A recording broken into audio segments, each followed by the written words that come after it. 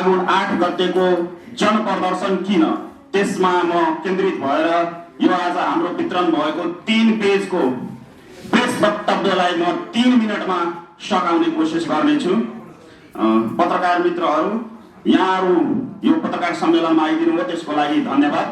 र मञ्चमा आसीन सम्पूर्ण अग्रज व्यक्तित्वहरूलाई अभिवादन टक्राउँदै म आफ्नो केही भनाइहरू भन्न चाहन्छु। सबभन्दा पहिला त देशमा देखिएका र हामीले भोग्दै आएका व्यतीत र विसङ्गतिहरूलाई गनेर साध्य छैन। हामीले त्यसो हेर्दाखेरि हाम्रै नेपाली अनुहार भएका व्यक्तिहरू शासन सत्तामा भएका देख्दैछौँ, तर ती नेपाली अनुहार भएका नेपाली नागरिकताधारी, नेपाली पासपोर्टधारी विदेशीका नाजायज सन्तानहरू जो विदेशीका भुइँ चढेर 12 बुँदे दिल्ली सम्झौताबाट हुँदै गर्दा यहाँसम्म अवैध रूपमा तथाकथित भनिएका धर्मनिरपेक्ष संघीय लोकतान्त्रिक गणतन्त्र नेपालको संविधान 2072 हामीमाथि जुन थोपरमा लगाइयो, थुपारियो र हामीलाई त्यसमा एउटा काल्पनिक भ्रममा पारेर हामीलाई हाम्रो मातृभूमि नेपाल र हामी नेपालीलाई पहिचान नै समाप्त गर्ने एउटा विदेशी गम्भीर दूरगामी षड्यन्त्रमा फसाउने चेष्टा गरियो। त्यसको विरुद्धमा विगत लामो समयदेखि नेपाली देशभक्त, राष्ट्रभक्त आम नेपाली नागरिकले जुन राष्ट्रिय झण्डा मुनि पुरै देशभरि नै आन्दोलन गरिरहेको अवस्था छ, त्यसकै निरन्तरता स्वरूप हामीले फाल्गुन 8 गते शनिबार यही काठमाडौँको माइती घर मण्डलामा व्यापक जनप्रदर्शन गर्दैछौँ र त्यो उक्त दिनको जनप्रदर्शनले हाम्रो निर्णायक आन्दोलनको एउटा खाका तयार पार्नेछ।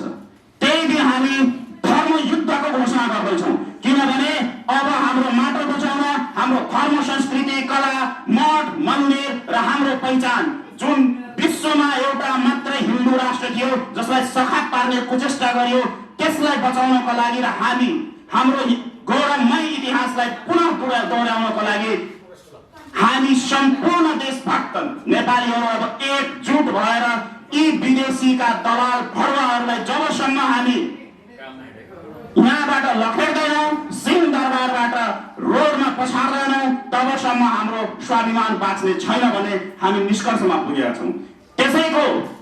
त्यसैको उद्घोष स्वरूप हामी फागुन 8 गते माइती घर मण्डलामा धर्म सभा भनौँ, धर्म युद्धको उद्घोष सभा भनौँ, त्यो आयोजना गरेका हौँ।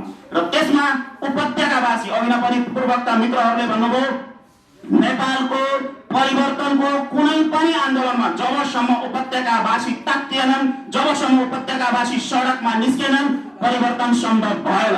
तर अब हुने परिवर्तन भनेको कसैलाई नेता बनाउन, कसैलाई प्रधानमन्त्री बनाउन, कसैको छोराछोरीलाई सत्ताको छेउछाउमा पुर्याउन र यो देशको ढुकुटी दोहन गर्नको लागि होइन।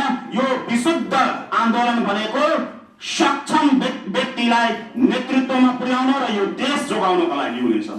साथसाथै 250 वर्षको इतिहास, गौरवमय इतिहास बोकेको राज संस्थालाई पुनः स्थापना गर्न, जसले यो देशका निर्माण गरे, तिनलाई नै आज यिनीहरूले विदेशीको भुइँ चढेर जुन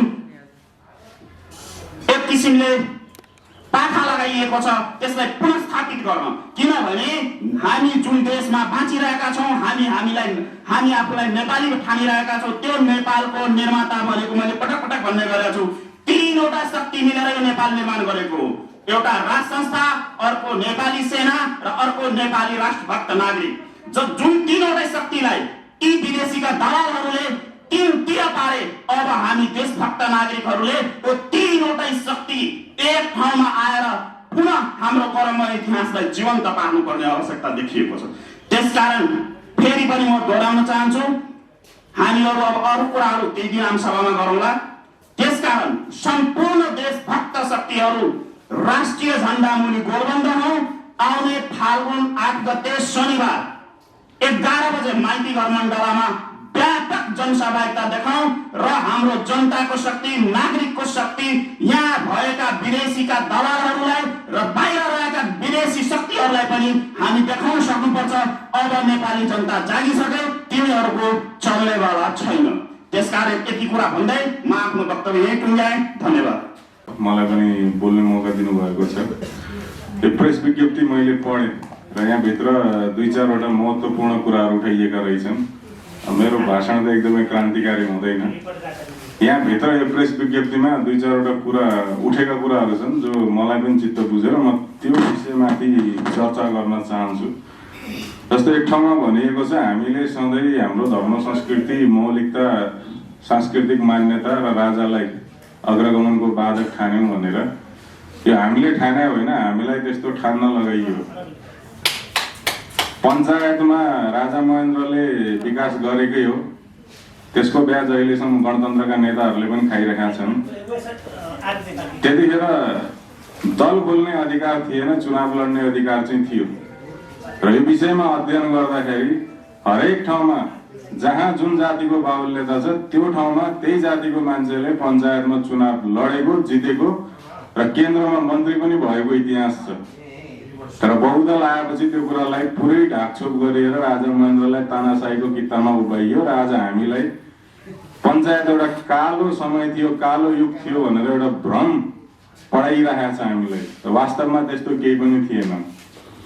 अनि हाम्रो धर्म संस्कृति, हाम्रा मूल्य मान्यताहरू, हाम्रा परम्पराहरू विकासका बाधक हुन् भनेर हामीलाई कसले सिकायो भन्दाखेरि त्यो सिकाउने अनुहार हेरौँ, सबै आइएनजिओहरू छ त्यसको पछाडिपट्टि।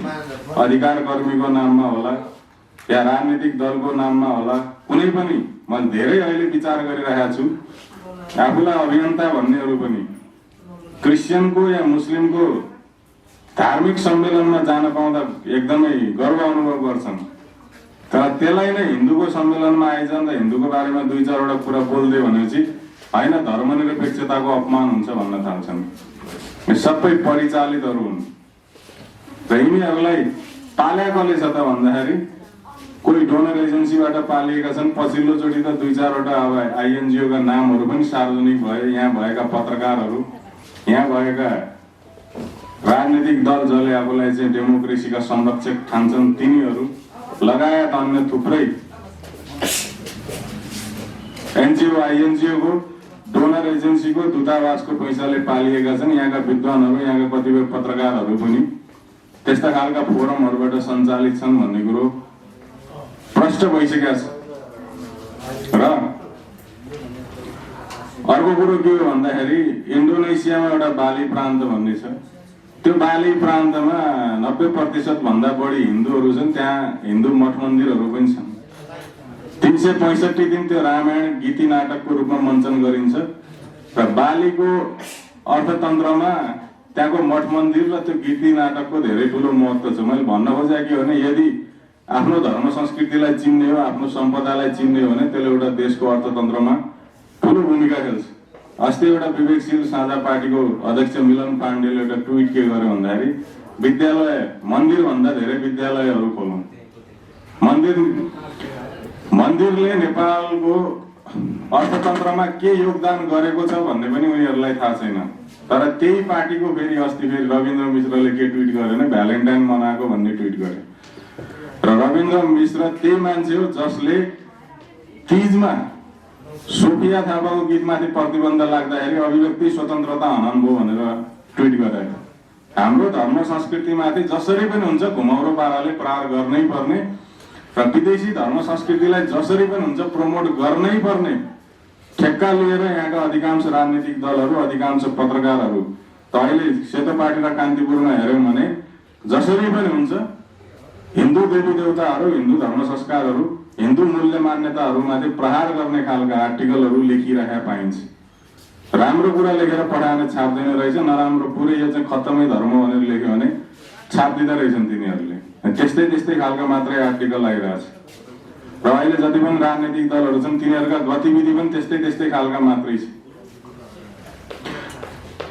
अब त्यो विद्यालय मन्दिर भन्दा विद्यालय धेरै खोलौँ भन्ने अभिव्यक्तिको बारेमा अब यहाँ कुराकानी गर्न चाहन्छु। तपाईँ मिडिया कर्मीहरू उपस्थित भएको बेला एउटा मन्दिरले नेपाल जस्तो देशको अर्थतन्त्रमा कति धेरै चाहिँ भूमिका खेलेको छ, प्रभावकारी भूमिका खेलेको छ भन्दा कुनै एउटा राजनीतिक दलको कुनै एउटा नेताले मलाई लाग्दैन यो देशमा कर तिरिरहेको छ भनेर। कहीँ गएर त्यसले चिया खाएर त्यसले पैसा तिर्छ जस्तो पनि मलाई लाग्दैन। प्रचण्डले नेता भइसकेपछि कति ठाउँमा चिया खाएर आफ्नो गोजीको पैसा तिर्यो मलाई थाहा छैन। तर तपाईँ एउटा मन्दिर हेर्नुभयो भने त्यो धार्मिक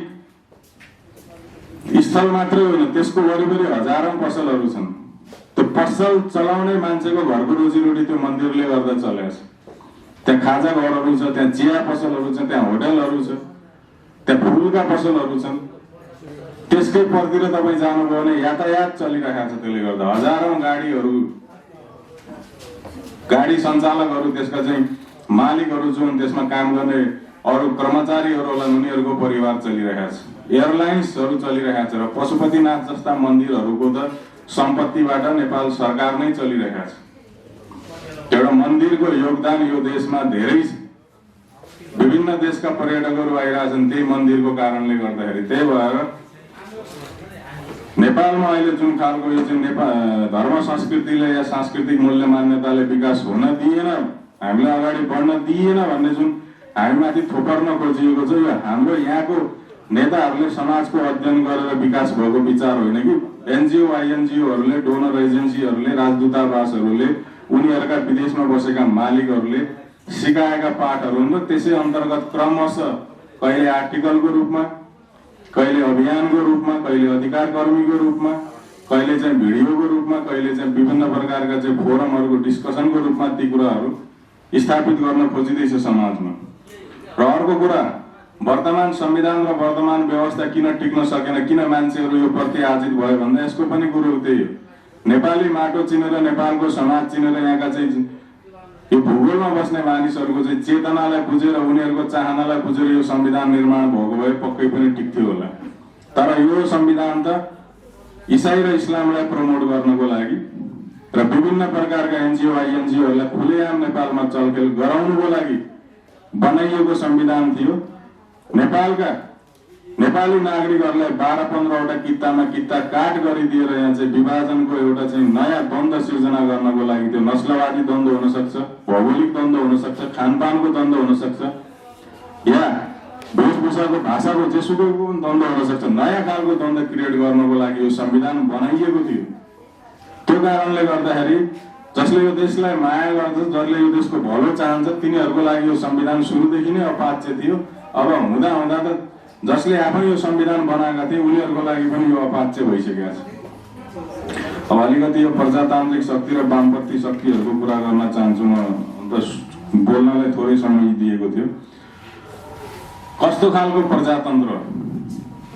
पछिल्लोचोटि मैले नेपालको प्रजातन्त्रको मोडेल अध्ययन गरेको। यहाँ अधिकारको नाममा लडाउने, झगडा गराउने भन्दा बढी यो प्रजातन्त्रले केही पनि सिकाएको छैन हामीहरूले।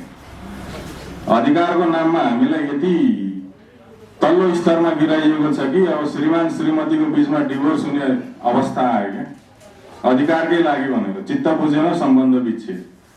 त हामीले त यस्तो खालको प्रजातन्त्र खोजेको पनि होइन। हाम्रो वैदिक मूल्य मान्यताहरूमा, वैदिक चाहिँ शासन प्रणालीमा यस्तो खालको प्रजातन्त्र कहिले छँदा पनि थिएन। हाम्रोमा प्रजातन्त्र थियो त कर्तव्यको प्रजातन्त्र थियो। अघि श्री 5 बडा महाराजा धीराज पृथ्वीनारायण शाहको कुरो निस्क्यो। सँगसँगै बहादुर शाहलाई पनि हामीले हेरौँ। बहादुर शाह श्री 5 बडा महाराजा धीराज सँगसँगै नेपाल एकीकरणको अभियानमा जानुभएको, एकदमै युद्धबाट खारिएर आएको हुनुहुन्थ्यो। उहाँसँग सबै कुराको ज्ञान थियो। यदि राजा बन्ने हिसाबले हेर्ने, योग्यताको हिसाबले हेर्ने हो भने प्रताप शाहको मृत्युपछि रणबहादुर शाहलाई गद्दीमा राख्दाखेरि बहादुर शाहले चाहेको भए प्रताप सिंह शाहको छोरा रणबहादुर शाहलाई हटाएर आफै गद्दीमा बस्न सक्ने अवस्था थियो। किनभने बहादुर शाहसँग त्यो पुरै पहुँच थियो।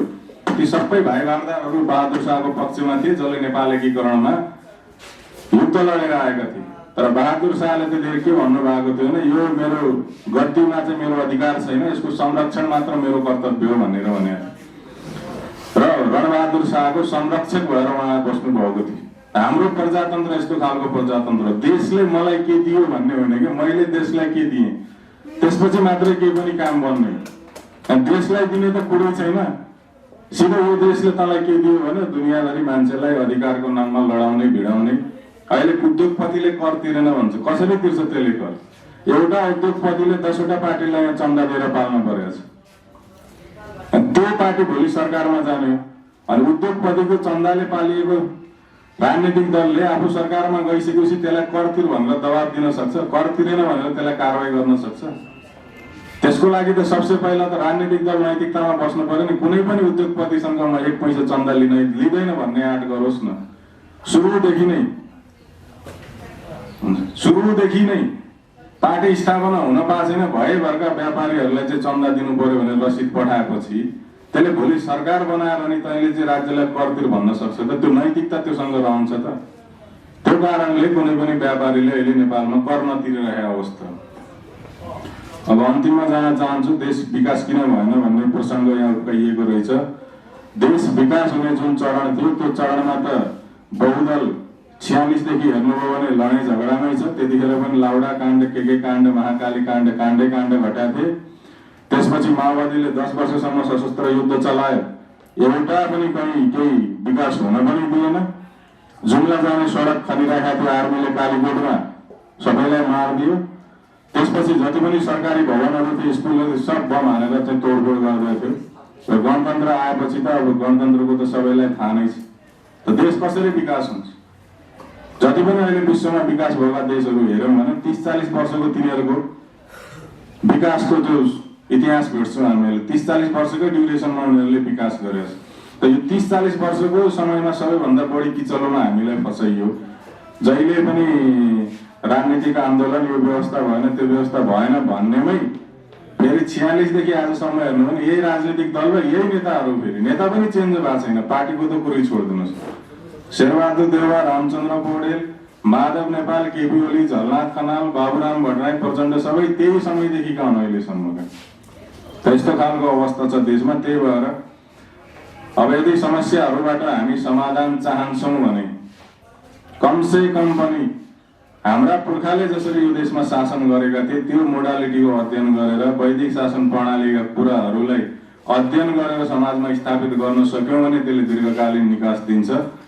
होइन भने अहिले पनि त्यही खासै सुधार होला जस्तो लाग्दैन। अब 8 गते जुन उपत्यकावासी नागरिकहरूको तर्फबाट आन्दोलनको घोषणा गरिएको छ, त्यसमा चाहिँ अब तपाईँहरू सबैजना उपस्थित भइदिनु होला, समाचारहरू सम्प्रेषण गरेर सहयोग गरिदिनु होला भन्दै मेरो भनाइ म यही रोक्न चाहन्छु। हवस् त, धन्यवाद।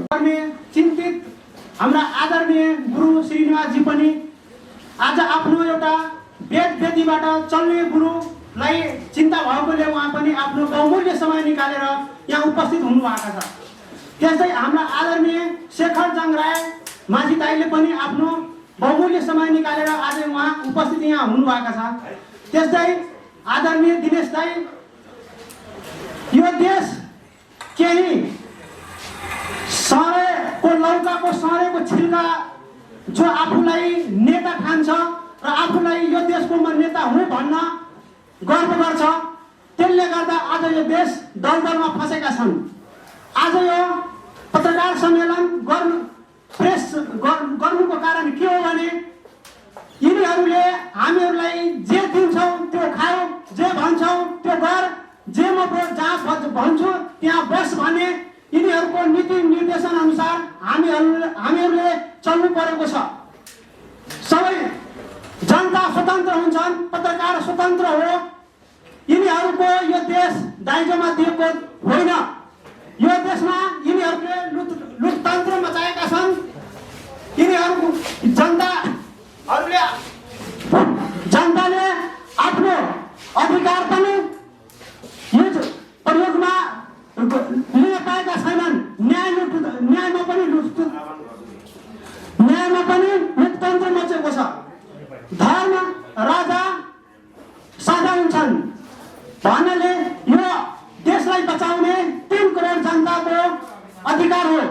3 करोड मध्ये केही जनता जो यहाँ उपस्थित छन् त्यसमध्ये पत्रकार र स्वतन्त्र नागरिक हामी यो माघ 8 गते भेला भएर यो फाल्गुन 8 गते भेला भएर यसको घोर विरोध गर्नु हाम्रो कर्तव्य हो। त्यही कारणले यो माघ 8 गतेको लागि हामीहरू उपस्थित भएर माइती घर मण्डलमा यिनीहरूको पर्दाफास गर्नै पर्छ, यिनीहरूको विरोध गर्नै पर्छ।